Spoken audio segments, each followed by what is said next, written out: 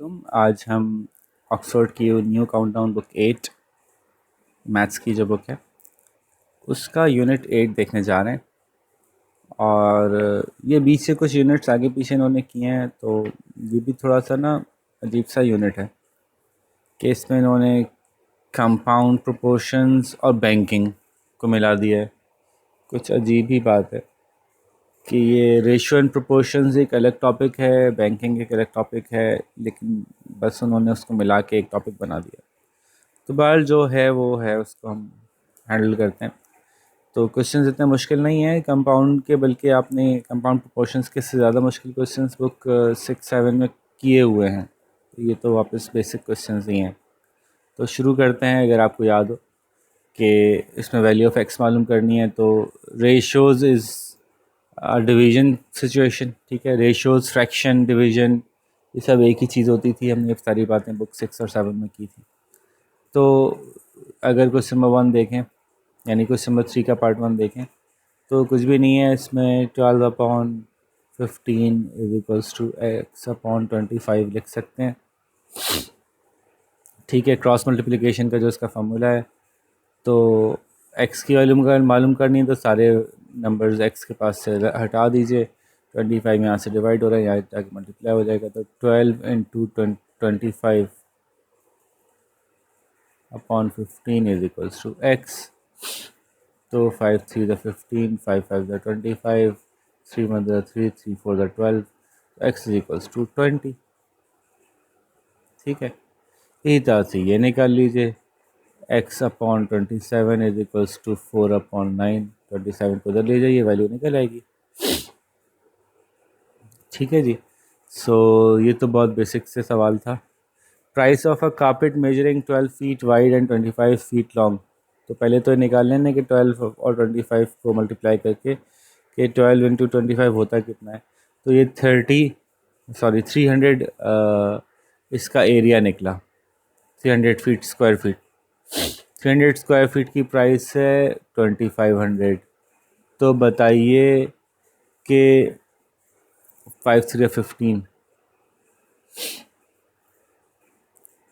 1500 square feet की price होगी कितनी।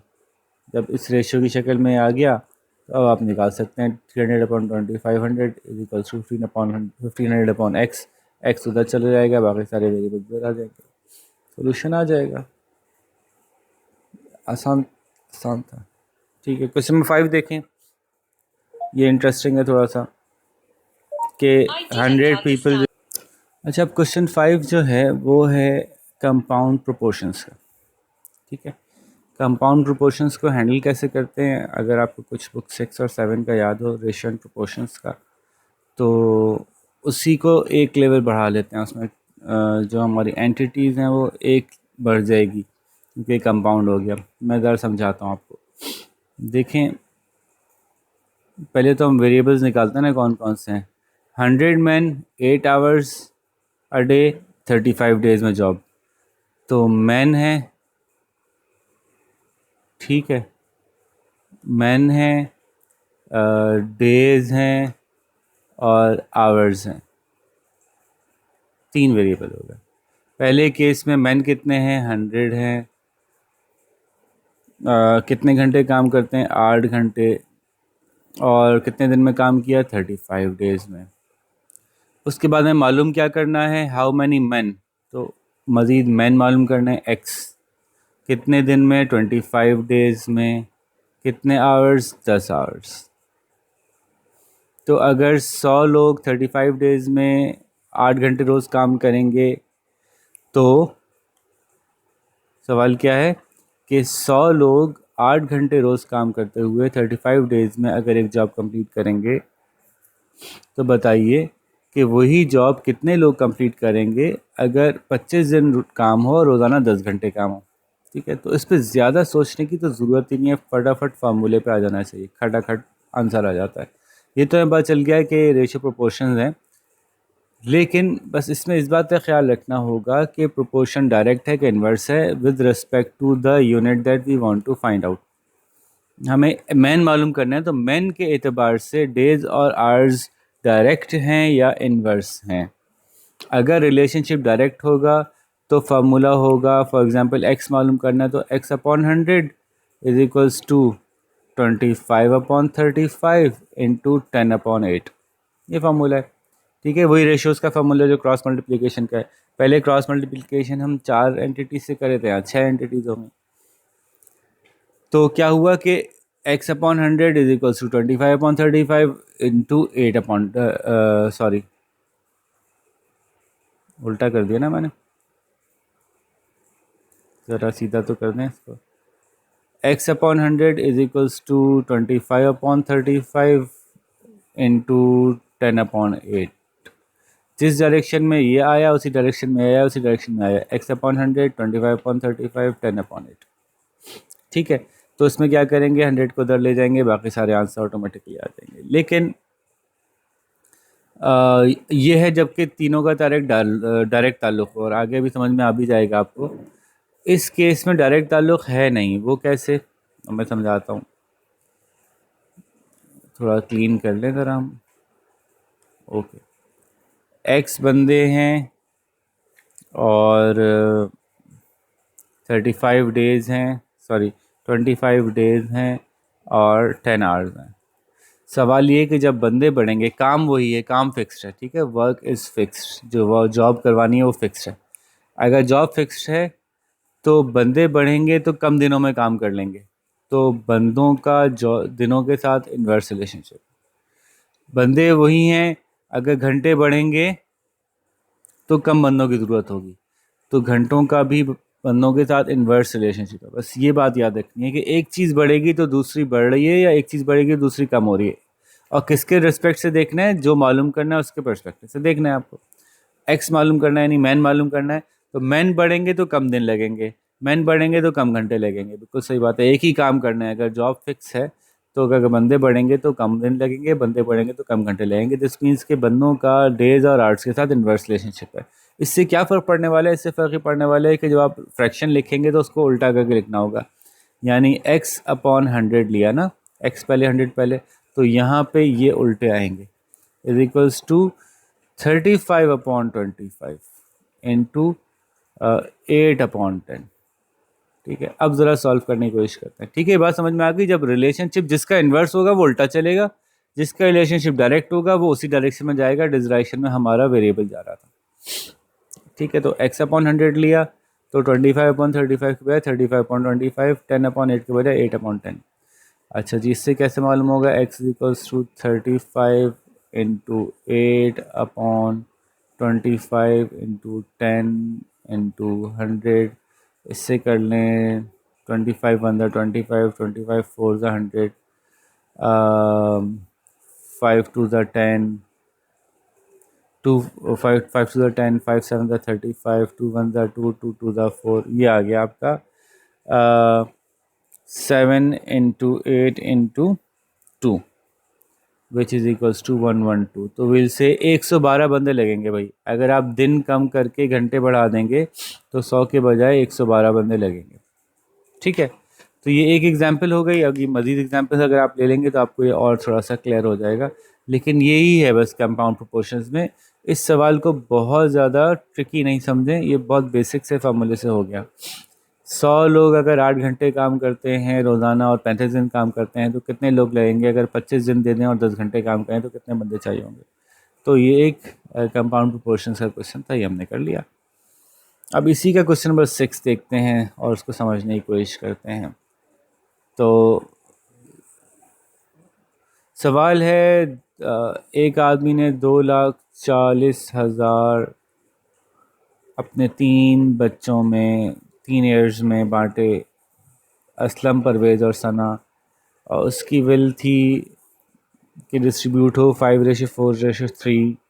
How much of inheritance each receive. तो ये तो आसान है, इसमें तो मसला ही नहीं है। Let's start.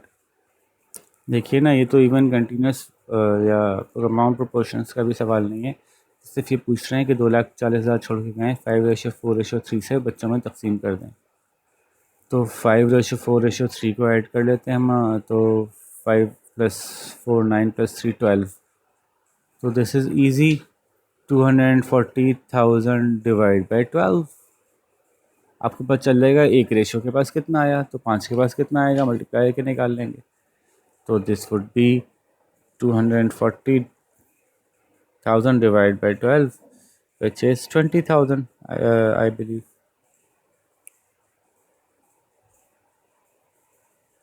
ठीक है, तो जब एक रेशो को 20,000 मिलेगा तो अब तो निकालना आसान है कि असलम को 5 रेशो मिलेगा तो 2 5 ज़ा 10, 100,000 मिल जाएगा। परवेज़ को 4 रेशो मिलेगा तो 2 4 ज़ा 8, 80,000 मिल जाएगा। सना को 3 रेशो से मिलेगा तो 2 3 ज़ा 6, 60,000 मिल जाएगा। सो ये तो कोई सवाल ही नहीं था ऐसा। अब देखते हैं शायद क्वेश्चन 7 में कोई इंटरेस्टिंग बात हो। इन year 2016 a company earns a profit of X which is to be divided among 3 partners. If Ayman gets 60, how much will Akhtar and Salman gets? तो इन्होंने ये बता दिया कि प्रॉफिट कितना अर्न किया, ये नहीं पता। ठीक है, देखें सेम सवाल है, इसमें टोटल अमाउंट कितनी थी पता चल गया, रेशियोज़ कितने थे पता चल गया, हर एक के अलग अलग पता करने थे। इसमें हमें पता चल गया रेशियोज़ क्या हैं, और हमें पता चल गया कि पहले वाले के रेशो की आंसर क्या आ रहा है। तो पता करना है कि टोटल अमाउंट कितनी है और दोनों को कितना मिल रहा है। तो अगेन ये बेसिक लॉजिक का क्वेश्चन है, इसका कोई इसमें कोई ऐसा मसला वैसे नहीं है। बुक 8 का क्वेश्चन नहीं लग रहा है मुझे। तो चलें बाहर सॉल्व करते हैं।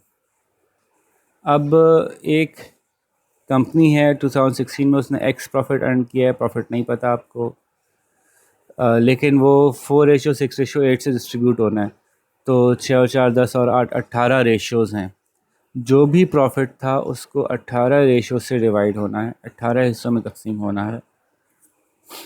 और जो पहले बंदे का रेशो था वो था 4, तो अगर 18 से डिवाइड करके उसको 4 से मल्टीप्लाई करते तो उसको मिला था 360,000 शेयर। तो आंसर 360,000 आता। ये बात समझ आ रही है कि एक कंपनी ने कुछ शेयर छोड़ा जिसको 18 टुकड़ों में तोड़ना था। तो अगर उसको 18 टुकड़ों में तोड़ा होता और 4 से मल्टीप्लाई किया होता तो 360,000 मिलता। यही बता रहे हैं ना कि तकसीम करना चाहते हैं 4:6:8 से, और जिसको 4 मिलना था उसको असल में 360 मिल गया। तो जब हमने अमाउंट को 18 टुकड़ों में तोड़ के 4 से मल्टीप्लाई किया तो 360 मिला। तो हम पहले तो ये बता सकते हैं कि अमाउंट कितनी थी। बहुत ही आसान हो गया है। तो 18 को उधर लेते हैं, 4 को उधर लेते हैं, निकल आएगा x is equals to 360,000 divided by 4 into 18. So this would be 360,000 divided by 4 is 90,000 into 18 is equals to 1620000। ठीक है, ये हमारी एक्चुअल अमाउंट आ गई x। अब तो कोई मसला ही नहीं है, जब x आपको पता चल गया अब कोई मसला यूँ नहीं है कि आपने क्या किया, इसको टोटल हमारे पास कितने हमें हिस्सों में डिवाइड करना था, इसको 18 हिस्सों में, तो 18 से डिवाइड किया आपने। और आपको पता करना है कि जी किसकी वैल्यू पता करनी थी, जिसको 6 शेयर्स मिले थे, 6 रेशो से मिले थे। तो हम जो भी 18 से डिवाइड करके 6 से मल्टीप्लाई कर देंगे तो पता चल जाएगा उसको कितने मिले। अगर आपको मालूम करना है एक्चुअल अमाउंट के, जिसको 8 शेयर्स मिले थे, 8 रेशो मिला था, वो कितना हुआ, तो अब अगेन आप जो है वो 160 को 18 से डिवाइड करके 8 से मल्टीप्लाई कर दें, आंसर आ जाएगा। तो ये तो बेसिक लॉजिक के क्वेश्चन से, इसमें तो कुछ भी मुश्किल नहीं था।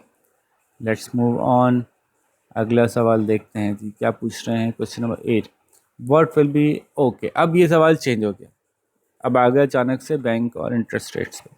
तो मैं थोड़ा सा इंट्रोडक्शन आपको दे दूँ। बैंक्स जो हैं वो नॉर्मली क्या करते हैं कि आपसे एक अमाउंट लेते हैं, फॉर एग्ज़ाम्पल 100 रुपीज़ लिए उन्होंने आपसे, और उन्होंने जो है वो बैंक में रखने के लिए कहा कि आप हमें लोन दे दीजिए, और हम आप इसको इसके ऊपर पूरे 1 साल में लेट सपोज़ 15% प्रॉफिट देंगे। तो आपने 100 का 15% निकाला तो बना 15 रुपीज़। तो आपका ये अमाउंट कहलाता है प्रिंसिपल, ये कहलाता है इंटरेस्ट, ठीक है, इंटरेस्ट रेट, और ये कहलाता है इंटरेस्ट की अमाउंट। तो इंटरेस्ट की अमाउंट निकालना आसान होता है, लेकिन 1 साल में कितना प्रॉफिट हुआ ये बता दिया आपने, 10 साल में कितना होगा आप बता सकते हैं, इसको 10 से मल्टीप्लाई करके 150 हो जाएगा। लेकिन कुछ लोग ये कहते हैं कि अगर हम ये चाहें कि बैंक ने जो फर्स्ट ईयर हमें प्रॉफिट दिया था 15 रुपीज़ का, वो ईयर 1 को अगर लगाएं तो 15% पे बैंक का, 15 को नहीं, चलें आसानी के लिए 10 कर लेते हैं, कैलकुलेशन आसान होगी। 100 रुपीज़ बैंक में रखवाए थे, 10% प्रॉफिट मिला था, तो हमें 10 रुपीज़ का प्रॉफिट हुआ। और ये प्रिंसिपल है, ये इंटरेस्ट की अमाउंट है। अब ये कह रहे हैं कि ये जो हमें प्रॉफिट मिला है ये इसी में मिला लो भाई, हमें नहीं दो। दिस मीन्स कि ईयर 2 में प्रिंसिपल चेंज हो जाएगा, प्रिंसिपल 110 हो जाएगा, 110 का 10% निकालेंगे तो 11 होगा उससे अगले साल का इंटरेस्ट की अमाउंट। अब ये इसमें मिला लेंगे तो ईयर 3 में जो है वो ये 110 नहीं रहेगा बल्कि 121 हो जाएगा, इसका 10% निकालेंगे तो 12.1 होगा। फिर ईयर 4 में जाएंगे। अब 10 साल तक अगर आपने इसको रखा तो ये कैलकुलेशंस डेसिमल में आती चली आएंगी, थोड़ी सी मुश्किल हो जाएंगी। तो भाई इसके लिए भी हमारे पास एक आसान सा रटने वाला फार्मूला मौजूद है, इतनी मेहनत करने की ज़रूरत ही नहीं है। सिर्फ आपको कंपाउंड इंटरेस्ट का फार्मूला याद होना चाहिए और वो फार्मूला आपको डायरेक्ट वो वैल्यू निकाल के दे देगा जो वैल्यू इस पूरे प्रोसेस के बाद निकलेगी। ठीक है, तो ज़रा कंपाउंड इंटरेस्ट का फार्मूला देख लेते हैं, आपकी बुक में पीछे दिया हुआ है और मैं आपको यहाँ पे उतार देता हूँ। तो जो सिंपल इंटरेस्ट का फार्मूला था वो था इंटरेस्ट की जो अमाउंट आपको मिलेगी वो होगी जो प्रिंसिपल है मल्टीप्लाइड बाय जो आपका रेट है, ये परसेंटेज में होगा यानी डेसिमल में होगा, इन डेसिमल मल्टीप्लाइड बाय कितने सालों के लिए रखवाया, टाइम। बाद लोग इसको डेसिमल में नहीं लेते, बच्चों की आसानी के लिए कहते हैं पी इंटू आर, जो भी रेट है एब्सोल्यूट लिख दो और डिवाइड बाय 100 कर दो तो वो डेसिमल में आ जाएगा। ठीक है तो जो भी आपको आसान लगे। इससे इंटरेस्ट की अमाउंट निकाली जा सकती थी, सिंपल इंटरेस्ट। लेकिन कंपाउंड इंटरेस्ट का जो फार्मूला है वो थोड़ा सा मुश्किल है। डायरेक्टली मैं फार्मूला आपको समझा देता हूँ। वो ये है कि प्रिंसिपल की अमाउंट लो, उसको मल्टीप्लाई करना पड़ेगा। अब आपका इंटरेस्ट कंपाउंड हो रहा है तो रेट जो है ना वो बार बार चेंज हो रहा है, तो that would be 1 plus R upon 100, वही जो इंटरेस्ट का रेट था। इसको आप अगर डेसिमल में लिख लेते तो आर अपॉन 100 लिखने की जरूरत नहीं पड़ती। और इसको इसके ऊपर पावर लगाएंगे आप टाइम की कि कितने ईयर्स के लिए आपको कंपाउंड करना है और उसमें से 1 माइनस करेंगे तो जो बचेगा आपका वो होगा इंटरेस्ट की अमाउंट। तो देखने में थोड़ा सा कॉम्प्लेक्स लग रहा है लेकिन बस ये एक दफ़ा याद कर लें।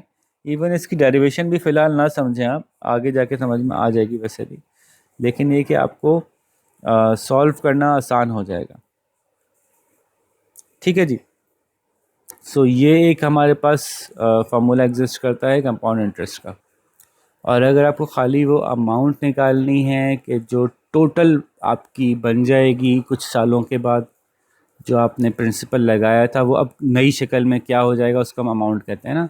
कि फॉर एग्जांपल आपने 10 रुपये लगाए थे या 100 रुपये लगाए थे तो 10 साल बाद वो 200 हो गए, तो जो बढ़ के टोटल अमाउंट हो जाती है उसका अमाउंट कहते हैं। उसका फार्मूला इसी से ड्राइव हुआ है।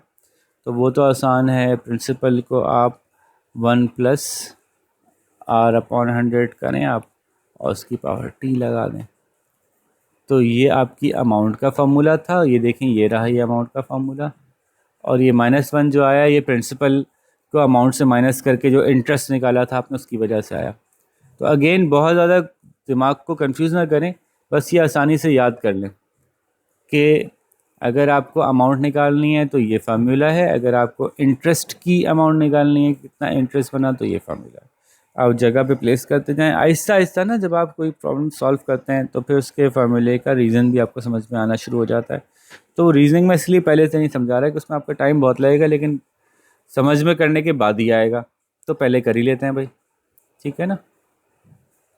तो डायरेक्टली आते हैं जी क्वेश्चन नंबर 8 की तरफ। What will be ₹450 amount to in 2 years at 5% per annum compounded annually. तो चलो भाई बिल्कुल क्लियर सवाल कर दिया इन्होंने आपसे कि अमाउंट पूछी है और अमाउंट का फार्मूला क्या है। अमाउंट का फार्मूला है P into 1 plus R upon 100 की पावर T। ठीक है, तो पूछिए अमाउंट कितनी होगी अगर प्रिंसिपल कितना है 450 है, 450 रुपये लगाए हैं, वन ही रहेगा। रेट कितना है 5%, तो 5/100, और टाइम कितना है 2 years। तो देखते हैं जी इसको कैसे सॉल्व करेंगे। ये बहुत आसान है, 450 इंटू 1.05 की पावर 2, ठीक, 1.05 की पावर 2 जो है, इसको अगर सॉल्व करते हैं तो ये बनती है 450 इंटू 1.1025, ठीक है। इसको 450 से मल्टीप्लाई कर दें तो आपका जवाब बनेगा जनाब 496.125। Let's check. ठीक है जी, आंसर हमारा ठीक आ रहा है। तो ये क्लियर हो गया। सिर्फ कंपाउंड इंटरेस्ट का फार्मूला आपको पता होना चाहिए। ये सारे सवाल आप लोगों के लिए बिल्कुल बेबी क्वेश्चन हो जाएंगे। ठीक है, found the compound interest on ₹5,000। अब इंटरेस्ट मालूम करना है, अमाउंट नहीं मालूम करनी। यहाँ पे अमाउंट मालूम करनी थी। Found the compound interest on ₹5,000 for 2 years at 5% per annum। तो सेम वही सवाल है, बस आपको फार्मूला याद होना चाहिए है। कुछ दिनों के लिए फार्मूला याद नहीं भी हो तो आप फार्मूले को देख के लिख लें, कोई मसला नहीं है। वो 2-4 सवाल करने के बाद वैसे याद हो ही जाता है। तो आपका फार्मूला है इंटरेस्ट का, आपका प्रिंसिपल, और वो प्रिंसिपल में से आपने क्या किया, 1+r/100 की पावर t तो दे ही दिया था, उसमें से 1 माइनस कर दिया, ठीक है ना। तो ये आपका इंटरेस्ट की अमाउंट आ गई, कितने सालों में भी आपने किया। यहाँ पे हमारी अमाउंट क्या है, 5,000 है, और 1+r कितना है, ये है 4%। तो मैं डायरेक्ट 0.04 लिख देता हूँ, r/100 हो जाएगा। टाइम कितना है जी, टाइम है 2 years -1, ठीक है। ये सवाल में दिया हुआ है। अब इसमें सिर्फ और सिर्फ आपको जो मेहनत करनी है वो 0.04 की पावर 2 निकालनी है। तो दिस वुड बी 500, ये हो जाएगा 1.04 की पावर 2 -1, तो 1.04 की पावर 2 होता है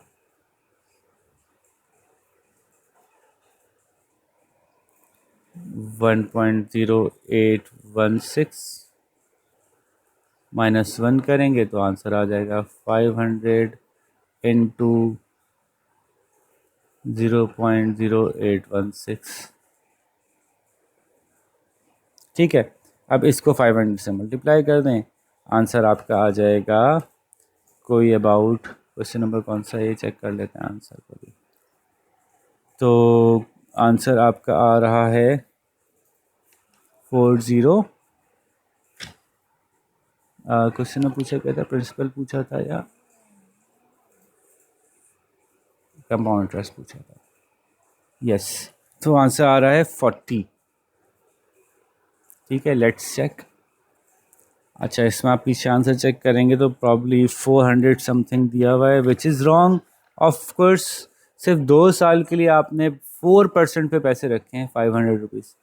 500 रुपीज़ एक साल में 4% निकालें तो 20 बनता है, तो 2 साल में 40 बनता है। सिंपल इंटरेस्ट पे कंपाउंड में उससे कुछ ज़्यादा बनेगा। तो ऐसे ही हुआ कि 40.08 आंसर आ रहा है, which is okay, which is correct. इनका आंसर 2 साल वाला है नहीं सही, इन्होंने तो 408 निकाल दिया, विच इज़ नॉट करेक्ट, ठीक है। तो आगे चलते हैं क्वेश्चन नंबर 10 की तरफ। ये वाली एक्सरसाइज पूरी हो गई हमारी, इसको हम डिलीट करते हैं और नेक्स्ट ऑन करते हैं, ठीक है जी। Next question. अच्छा, क्वेश्चन बहुत सारे हैं क्योंकि अगेन एक हैफेजर्ड सी एक्सरसाइज बनाई है ना, कहीं प्रोपोर्शंस दे दिए, कहीं आपको इंटरेस्ट दे दिया, आप आगे फिर कुछ और आ जाएगा। Find the interest to be paid by mister Sami at the end of interest being compound. ये तो यार आप खुद कर लें कि वो सेम फार्मूला है कंपाउंड इंटरेस्ट का, इन्होंने बस पूछना है इंटरेस्ट मालूम करना है, बाकी ईयर्स ही बता दिए, प्रिंसिपल भी बता दिया और इंटरेस्ट रेट भी बता दिया।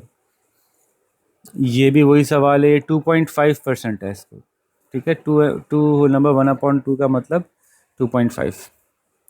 तो ये सेम फार्मूला है।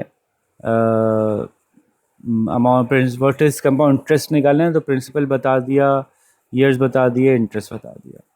फिर इसमें ये भी आसान सा सवाल है, चलें ये कर देता हूँ क्वेश्चन नंबर 12 कि इसमें आपको पहले इंटरेस्ट सिंपल निकालना है और कंपाउंड निकालना है। तो इसमें कुछ ऐसा है नहीं वैसे तो, लेकिन चलें आपके लिए कर देते हैं। सिंपल इंटरेस्ट की अमाउंट कैसे मालूम होती है वो निकाल लीजिए कि आपने 2500 को रखवाया 5% पे 2 ईयर्स के लिए, ठीक है। तो ये कितनी अमाउंट बनी ये निकाल लेते हैं।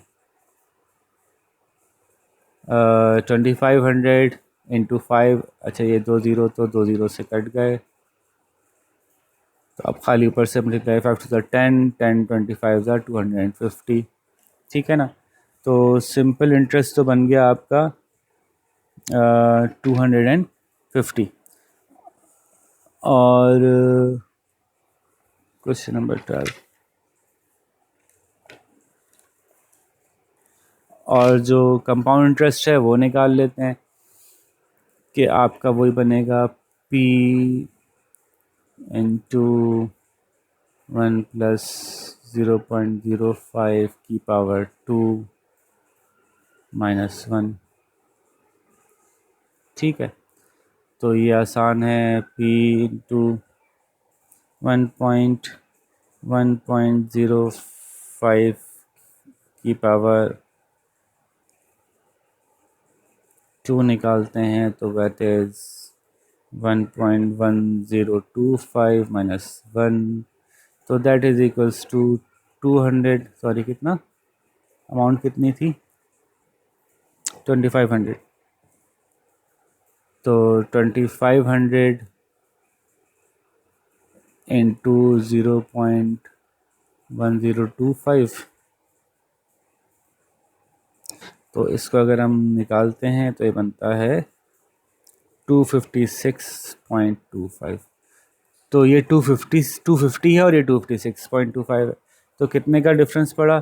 डिफरेंस पड़ा जनाब कोई 6.25 रुपीज़ का, क्योंकि सिर्फ 2 साल हुए। कंपाउंड इंटरेस्ट का जो रिजल्ट आता है ना वो आता है नंबर ऑफ़ ईयर्स जब बढ़ाते हैं फिर आपको उसका इम्पैक्ट मिलता है, ठीक है। तो 6.25 रुपीज़ का इम्पैक्ट आया। ये आसान सवाल था लेकिन चलें कुछ सवाल में डिफरेंट पूछा था इसलिए मैंने आपको ये सवाल करके दिखा दिया। फिर आप अगला सवाल देखें। अहमद लैंड आमिर इतने rupees at simple interest for 3 years per annum, how much more would he have gain to lend. ये तो बच्चों का सवाल है, वही सवाल एग्जैक्टली जो 12 में हुआ कि 8,000 रुपये उसने सिंपल इंटरेस्ट के तौर पे 3 साल के तौर पे 5% पे दिए। How much more would he have gained had he landed eight compound interest. अगर कंपाउंड इंटरेस्ट के तौर पे देता तो कितने लेता, तो सेम इसको सिंपल इंटरेस्ट में निकालें फिर इसको कंपाउंड इंटरेस्ट में निकालें, देखें दोनों में क्या डिफरेंस है। कुछ पे 14 है, if the compound interest on a certain sum for 2 years is 3% at 3% is इतना, what would be the simple interest at same amount sum for the same period. Okay, इसमें क्या करना है, इंटरेस्ट बता दिया इन्होंने, प्रिंसिपल नहीं बताया, ठीक है। तो प्रिंसिपल पहले निकालेंगे, चलें क्वेश्चन 14 कर लेते हैं। ये कह रहे हैं if the compound interest on a certain sum for 2 years is 203 rupees, तो 203 रुपीज़ हैं, प्रिंसिपल नहीं पता, जबकि हमें ये पता है कि फार्मूले की बाकी चीज़ें 1 प्लस इंटरेस्ट रेट कितना था 3%, 0.03 की पावर, टाइम कितना था 2 years और -1, ये फार्मूला हमें पता है, ठीक है। बात समझ आ रही है। इनको उन्होंने बता दिया कि अब आपको इंटरेस्ट नहीं निकालना, इंटरेस्ट तो पता है, प्रिंसिपल नहीं पता, तो बाकी सारी चीज़ें हमने अपनी अपनी जगह पे डाली, इनको सॉल्व करके इधर ले जाएंगे, प्रिंसिपल निकल आएगा।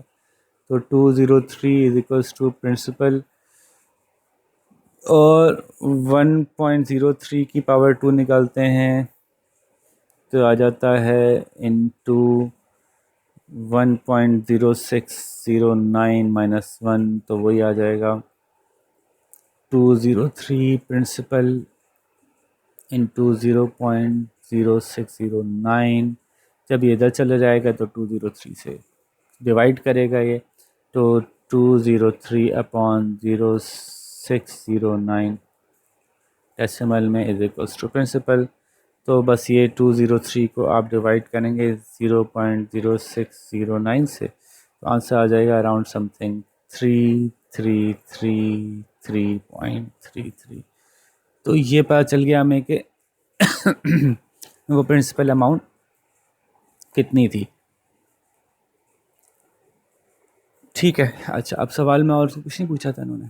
हाँ, सवाल ने पूछा था ना उन्होंने, ये तो प्रिंसिपल आ गया। अब ये पूछ रहे हैं कि व्हाट वुड बी,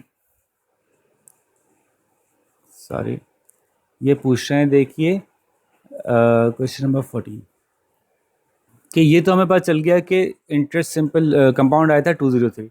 अगर सिंपल इंटरेस्ट पे इसी अमाउंट को रखवाया जाता है इसी पीरियड के लिए इसी रेट पे, तो कितना मिलता। तो अब चूँकि अब हमारे पास प्रिंसिपल आ गया है तो हम ये आराम से कर सकते हैं। तो इसको देखते हैं, 3333.33 को अगर हम 3% पे रखते फॉर द पीरियड ऑफ कितने ईयर्स, 2 ईयर्स था, तो कितना सिंपल इंटरेस्ट आता। तो ये तो आसान है, 3.33333 को मल्टीप्लाई करें 3 से, डिवाइड करें 100 से और मल्टीप्लाई कर दें 2 से, तो आपके पास आंसर आ जाएगा कितना। देखिए आसान है, इसको अपॉन 100 से करेंगे ना डिवाइड, तो और 3 से मल्टीप्लाई करेंगे तो ये आ जाएगा अराउंड 200 हमारा आंसर। तो पता चल गया कि जी इस अमाउंट को अगर सिंपल इंटरेस्ट पे रखते तो 200 आता है, कंपाउंड पे रखा था 203 आया। बात आसान है कि उन्होंने बताया था कि इंटरेस्ट इतना आया, अमाउंट हमें नहीं पता, प्रिंसिपल हमें नहीं पता, यहाँ से हमने प्रिंसिपल निकाल लिया। तो उन्होंने पूछा इस प्रिंसिपल को अगर सिंपल इंटरेस्ट पे रखते तो कितने पैसे आते, इस प्रिंसिपल को 3% के सिंपल इंटरेस्ट पे 2 साल के रखते तो 200 रुपये आते, बता दिया हमने। तो आसान था सवाल, कोई मुश्किल नहीं थी। क्वेश्चन नंबर 15 देखते हैं जी, कुछ मसला है, compound interest on certain sum is find the compound interest on same sum for the period of. यार ये सवाल खुद कर लें, आसान है, कंपाउंड इंटरेस्ट बता दिए इन्होंने, प्रिंसिपल नहीं बताया इन्होंने। ठीक है, ये पिछले सवाल में बता चुका हूँ मैं, कैसे निकालेंगे। कंपाउंड इंटरेस्ट 2 ईयर्स का 5% पर एनम पे 82 है, तो ये इंटरेस्ट पता है, प्रिंसिपल नहीं पता, पहले प्रिंसिपल निकालिएगा, फिर उस प्रिंसिपल के अंदर फार्मूला चेंज कर लीजिएगा, क्योंकि 2 ईयर्स ही रहा लेकिन परसेंटेज चेंज करके 4% कर दी, तो ज़ाहिर है पहले से 82 से कम आएगा आंसर। ये कर लीजिएगा, आसान है। क्वेश्चन नंबर 16 है, व्हाट सम विल बिकम। अब इन्होंने कहा अमाउंट, ये बन जाएगी, अब ये इंटरेस्ट की बात नहीं हो रही, ठीक है, ये अमाउंट की बात हो रही। अमाउंट का फार्मूला तो आसान था ना, याद है अमाउंट का फार्मूला क्या था, amount is equals to principal into 1 plus R upon 100 की पावर टी। ठीक है ना, तो आसान था। ये पूछ रहे हैं कि क्वेश्चन नंबर कौन सा है, हाँ, कि 4630 कौन सी प्रिंसिपल होगी जो 4630 बन जाए अगर उसको कंपाउंड किया जाए 1.5 साल के लिए 1.5 और 10% per annum, compounded half yearly. अच्छा चलो ये एक और एडिशनल आ गया, तो एक कर ही देता हूँ सवाल में आपको। 1.5 है और 10% है और कंपाउंडेड हाफ ईयरली है। इसका मतलब क्या हुआ मैं समझाता हूँ आपको। तो इसमें कुछ सिचुएशन चेंज होगी थोड़ी सी। तो पहले हम वैल्यूज़ लिख लेते हैं, अमाउंट इज इक्वल्स टू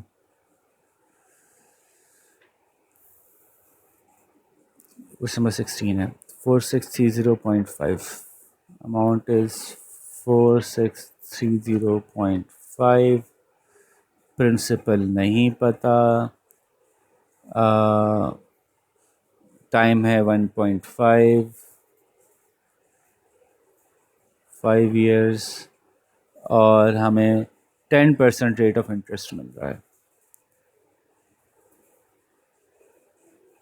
ठीक है, तो और पूछा क्या गया है हमसे, हमसे पूछा गया है what sum will become, principal क्या होगा, प्रिंसिपल ही मालूम करना है, ये फार्मूले में प्रिंसिपल मालूम करना है। बस अब इसकी थोड़ी सी लॉजिक समझ लें कि जब हाफ ईयरली में आपको इंटरेस्ट मिलेगा तो ये जो इंटरेस्ट रेट तय हुआ है 10%, ये साल का है। अगर साल में 2 दफ़ा मिलेगा तो इसको डिवाइड बाय 2 करेंगे, साल में 4 दफ़ा मिलने का वादा होगा तो डिवाइड बाय 4 करेंगे, तो ये रेट की वैल्यू चेंज होगी। ये ईयरली रेट होता है इंटरेस्ट रेट। तो अगर इन्होंने कहा है हाफ ईयरली पे कंपाउंड हो रहा है तो हाफ ईयरली में तो इससे आधा ही मिलेगा, तो ये हो जाएगा 5%। इसी तरह से अगर ड्यूरेशन 1.5 साल है और हर हाफ ईयरली पे आपको इंटरेस्ट मिलता रहेगा तो 1.5 साल में कितनी दफ़ा मिलेगा, चूँकि हर हाफ ईयरली मिलेगा दिस मीन्स 1 साल में 2 दफ़ा मिलेगा, तो 1.5 साल में 3 दफ़ा मिलेगा, तो टाइम भी चेंज होगा। तो जब भी कंपाउंडेड के साथ हाफ ईयरली या क्वार्टर ईयरली आ जाता है ना, तो रेट रिड्यूस हो जाता है। अगर हाफ ईयरली होता है और 2 से डिवाइड होता है, क्वार्टर ईयरली होता है और 4 से डिवाइड होता है, और नंबर ऑफ़ टाइम्स चूँकि बढ़ चुके होते हैं जिसमें कि इंटरेस्ट मिल रहा है, तो अगर हाफ ईयरली होता है तो 2 दफ़ा मिलता है, 2 से मल्टीप्लाई होता है, और क्वार्टर ईयरली होता है तो 4 से मल्टीप्लाई होके आ जाता है आंसर। तो फिलहाल चूँकि सवाल हाफ ईयरली का है तो हमने 2 से ही रेट को डिवाइड किया 2 से और टाइम को मल्टीप्लाई किया 2 से। अब ये सवाल थोड़ा सा एडजस्ट होगा, which is equals to, amount हमें पता है 4630, प्रिंसिपल हमको नहीं पता, और हमें पता है 1, और हमें पता है R विच इज़ 5%, 0.05, और हमें पता है T विच इज़ 3। तो बस आसान हो गया। आप देख लें 1.05 की power 3 which becomes 4630 is equals to P into 1.158। ठीक है, इसको इधर ले जाएंगे तो डिवाइड हो जाएगा, तो 4630.5 था ये, 4630.5 डिवाइड बाय 1.158 इज़, आंसर क्या आ रहा है जी? तो ये जवाब बन रहा है जनाब हमारा 3998.7, और राउंड अबाउट इनके पास जवाब आ रहा होगा 4000, तो अगर हम इसको राउंड कर लेते हैं तो जवाब हमारा ऑटोमेटिकली 4000 आ जाता है। ठीक है, तो आपका जवाब सही है अगर ये आ रहा है तो। ठीक है, बात समझ आ गई। इस पे सारा गेम क्या था कि कंपाउंडेड एनुअली के बजाय कंपाउंडेड हाफ ईयरली, और फिर अगला कोई सवाल यकीनन आएगा जिसमें कंपाउंडेड क्वार्टरली का पूछेंगे। अच्छा जी, नेक्स्ट क्वेश्चन देखते हैं, लेट्स सी कि कब वो देखते हैं। क्वेश्चन नंबर 16 था, आई होप ये, यस 16 था। तो क्वेश्चन नंबर 17 देखते हैं, find the rate percent per annum, और बाकी सब कुछ दिया हुआ। ओके, अब ये कर लेते हैं, थोड़ा सा डिफरेंट हो जाएगा, मज़ेदार होगा, थोड़ा सा कुछ मुख्तलिफ हो तो मज़ा आता है ना। रेट मालूम करना है, 8000 अमाउंट थी, इफ़ रुपीज़ अमाउंट्स टू, अच्छा ये इफ़ 8000 अमाउंट्स टू रुपीज़ 9261, इतने लगाए थे और इतने हो गए, तो दिस मीन्स ये प्रिंसिपल है, ये अमाउंट है। 9 महीने में हुए, टाइम भी पता चल गया हमें। इंटरेस्ट रेट नहीं पता, तो इंटरेस्ट रेट मालूम करना है, और 9 महीने में कंपाउंडेड जो है वो क्वार्टरली है। तो सारी चीज़ें उन्होंने बड़ी मज़े से, अभी इतनी ईजी दे रहे थे, अब बच्चे के लिए एकदम से उन्होंने मुश्किल कर दी। तो हम ज़रा लिख लेते हैं सब इस इंफॉर्मेशन को, फिर हम इसको सॉल्व करते हैं। अमाउंट जो है वो है 8000, प्रिंसिपल जो है वो है 9261, इंटरेस्ट जो है वो नहीं पता, और टाइम जो है वो है 9/12, कंपाउंडेड क्वार्टरली, तो 4 दफ़ा मिलेगा। ठीक है, तो अब देखते हैं कि आंसर क्या आता है हमारा। ये ज़रा हमने पहले वैल्यूज सारी लिख ली, अब इसको सॉल्व करते हैं। फार्मूला तो वही है, A is equals to P1 plus interest rate जो हमें नहीं पता अपॉन 100 की पावर T। ठीक है, तो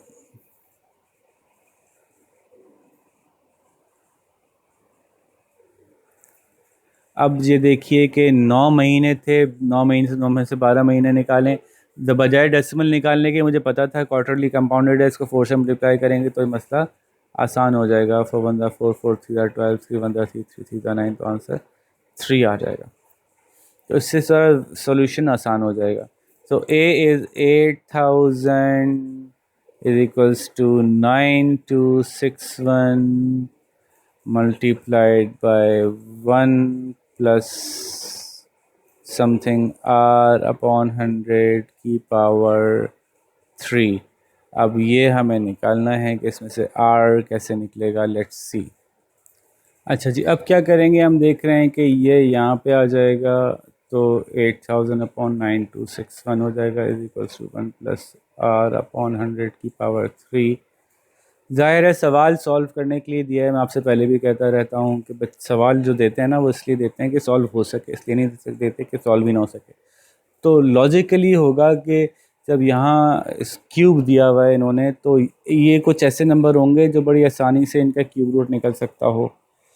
तो आप कैलकुलेटर से भी निकाल सकते हैं, लेकिन बेसिक लॉजिक नज़र आ रही है कि 2 2 ज़ा 4 2 ज़ा 8, तो एक्चुअली ये 20 का इंटू 20 है, और ये जो है ना उसका जस्ट अगला नंबर है 21 into 21 into 21 is equals to 1 plus r upon 100 की पावर 3। ये आप कैलकुलेटर से निकाल लें तो कोई मसला नहीं है बहरहाल, लेकिन मैंने आपको डायरेक्टली बता दिया कि 20 अपॉन 21 का cube is equals to 1 plus r upon 100 का क्यूब। क्यूब से क्यूब कट गया दोनों साइड्स पे, यानी taking cube root both sides. ठीक है, अच्छा जी, अब आप क्या करते हैं, पता नहीं क्यों ऐसा हो गया। आप देख लें कि 20 upon 21 is equals to 1 plus r upon 100। ठीक है, पहले प्लस वाले चक्कर को ख़त्म करेंगे, ये इधर चले जाएगा, तो 20 upon 21 minus 1 is equals to r upon 100, और ये मालूम हो जाएगा आराम से, और इसमें 100 को मल्टीप्लाई कर देंगे। So r is equals to 20 upon 21 minus 1 multiplied by 100। तो ये हमारी वैल्यू आ जाएगी, ज़रा मैं कैलकुलेट करके आपको बताता हूँ। अच्छा, इसमें एक गलती हमसे हुई हुई है, शुरू से चलती हुई आ रही है, किसी ने नहीं बताया, आप बताते भी कैसे, आपको आवाज़ आ नहीं रही थी कि भाई ये प्रिंसिपल था, ये अमाउंट थी, इतने पैसे लगाए थे, इतने बन गए थे। प्रिंसिपल तो नुकसान थोड़ी हुआ है, फ़ायदा हुआ है ना। तो ऑल टुगेदर ये शुरू से ये गड़बड़ चल रही है, इसको सही कर लीजिएगा। So this would be 21 upon 20, 20 upon 21 नहीं होगा, तो मैं यहाँ सही कर देता हूँ आखिर में, ताकि बस ये, तो 21 अपॉन 20, ठीक है, माइनस 1। वो जब सॉल्व किया तो आंसर चूँकि माइनस में आने लगा, मैंने कहा ये क्या हो गया, इंटू 100, ये है हमारा r। अब आप इसको निकालेंगे तो ये कुछ बन रहा है, अगर राउंड ऑफ करें तो 0.1 plus, that is equals to, तो ये बन रहा है, अगर हम 21 डिवाइड बाई 20 करें तो this is equals to 1.05 minus 1 multiplied by 100, तो ये बन जाएगा 0.05 into 100 which is equals to 5%। ठीक है, अच्छा, लेकिन सवाल क्या था, 5% हमने कैसे निकाला था कि this interest is given in quarterly, ये क्वार्टरली दिया था, और मालूम क्या करना है, देखिए जी, ये क्वार्टरली दिया था इन्होंने, ये रहा, और रेट मालूम करने के लिए इन्होंने कहा है कि आप एनुअल में बताएं।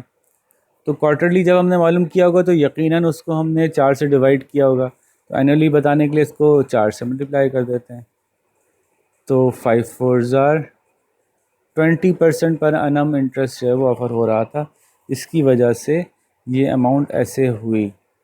हम आप जवाब देंगे कि इट वाज 20% पर annum interest compounded yearly that made 8,000 into 9,261। ठीक है, ये सवाल पूरा हो गया। क्वेश्चन नंबर 18 देखते हैं। क्वेश्चन नंबर 18 में पूछा है अगर 150,000 invested today in a saving account how much money would there be in the account after. यार फिर आसान सवाल दे दिया, ये खुद कर लीजिएगा 18 जी, क्योंकि इसमें तो कुछ भी नहीं पूछा। कहा कि ये इन्वेस्ट किया प्रिंसिपल और ये टाइम बता दिया, ये इंटरेस्ट रेट बता दिया, कंपाउंड इंटरेस्ट रेट।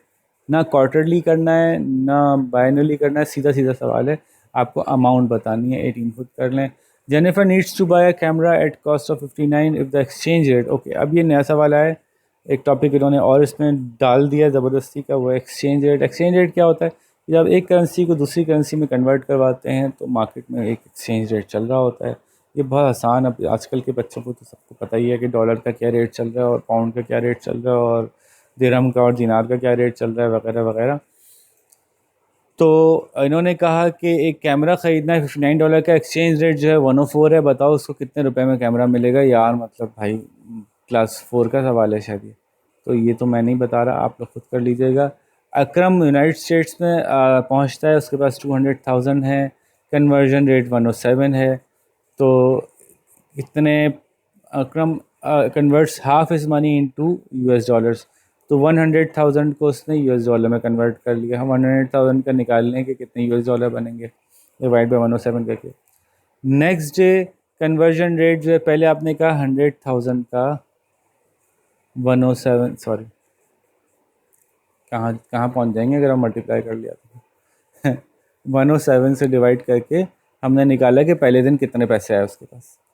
फिर नेक्स्ट डे उसने बाकी 100,000 जो हैं वो कन्वर्ट किए एट द रेट ऑफ 106।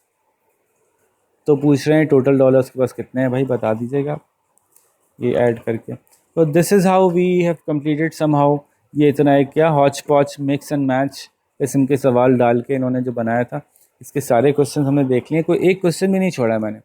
जो सॉल्व नहीं किया वो एक्सप्लेन कर दिया है। तो अब आप ये नहीं कह सकते कि सर इसमें से कुछ चीज़ें हमें समझ में नहीं आ रही ना, दोबारा समझा दें। ठीक है जी, तो hopefully we can be prepared for the text in the coming week. So see you then इंशाल्लाह, टेक केयर, अल्लाह हाफिज़।